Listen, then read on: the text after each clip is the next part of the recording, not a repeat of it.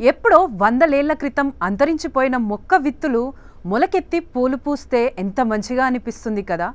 అటువంటి మంచు యుగం నాటి ఓ పురాతన మొక్క దాదాపు 32,000 ఏళ్ల తరువాత పునరుత్థానం పొందింది. ఏనాడో అంతరించిపోయిన ఈ పుష్పానికి రష్యన్ శాస్త్రవేత్తలు పునర్జీవనం కల్పించారు. సైలిని స్టెనోఫిలా అనే ఈ పువ్వు దాదాపు 32,000 ఏళ్ల కిందట పూసేదట. సైబీరియా మంచు ఎడారుల్లో పరిశోధనలు జరుపుతున్న రష్యన్ శాస్త్రవేత్తలకు కొన్నేళ్ల క్రితం ఈ పూల మొక్కకు చెందిన విత్తనాలు ఒక ఉడత బొరియాలో దొరికాయి.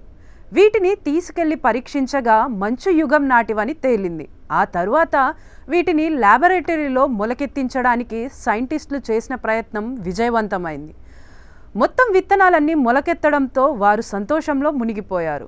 దీని నుంచి ఎటువంటి పూలు వస్తాయో అని ఆసక్తిగా ఎదురుచూశారు. చివరికి ఆ మొక్కలన్నీ మొక్కలుగా ఎదిగి చక్కగా పూలు పూసాయి.